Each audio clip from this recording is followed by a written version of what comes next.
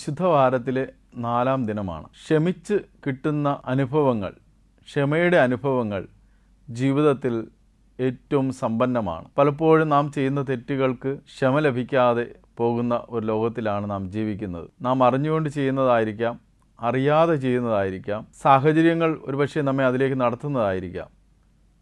എന്തു തന്നെയായിരുന്നാലും അത് ക്ഷമിച്ച് കിട്ടുമ്പോഴാണ് അതിൻ്റെ പുണ്യം നമുക്ക് ലഭ്യമാകുന്നത്. ഈ നോയമ്പ് ദിനത്തിൽ ക്ഷമിച്ച കർത്താവിൻ്റെ സ്നേഹം അനുഭവിച്ച ഒരു സ്ത്രീയെ വിശുദ്ധ ലൂക്കോസ് സുവിശേഷത്തിൽ നാം കാണുന്നു.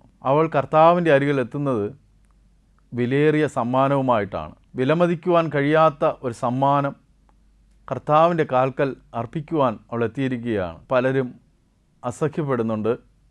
ഈ സ്ത്രീ ആരാണെന്ന് നീ അറിയുന്നില്ലയോ? നീ ഒരു പ്രവാചകനല്ലയോ? നിനക്ക് മനസ്സിലാക്കാൻ കഴിയില്ലയോ എന്നുള്ള ചോദ്യങ്ങൾ അവിടെ ഉണ്ടാകുന്നു. എന്നാൽ കർത്താവ് അതൊന്നും ശ്രദ്ധിക്കുന്നതായി നാം കാണുന്നില്ല.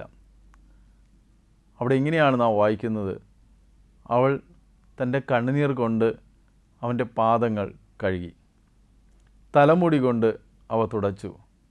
അവൾ കൊണ്ടുവന്ന സ്വച്ഛ ജഡമാംസി തൈലം അത് പൊട്ടിച്ച് കർത്താവിൻ്റെ ശരീരത്തിൽ പൂശുകയാണ്. ഒരിക്കൽ പൊട്ടിച്ചു കഴിഞ്ഞാൽ വീണ്ടും അടച്ചു വയ്ക്കുവാൻ കഴിയുന്ന ഒരു ഭരണിയല്ല അത്. ജീവിതത്തിൽ പൊട്ടിക്കേണ്ട ചില സാധനങ്ങളെ, ചില തിന്മകളെ നമ്മൾ പൊട്ടിച്ചു കളയേണ്ടതാണ്.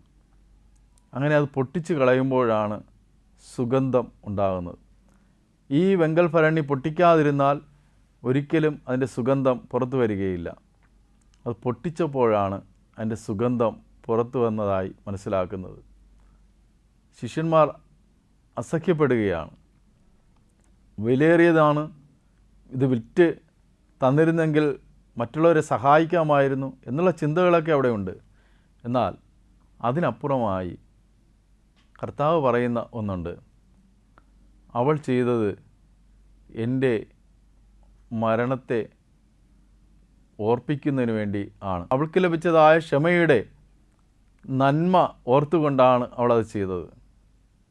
ഈ നോയമ്പിൻ്റെ ദിനത്തിൽ ലഭിച്ച ക്ഷമയ്ക്ക് വേണ്ടി കർത്താവിൻ്റെ സന്നിധിയിൽ നമ്മുടെ വെങ്കൽ ഭരണികൾ പൊട്ടിക്കാം. അതിൻ്റെ സുഗന്ധം പരക്കട്ടെ.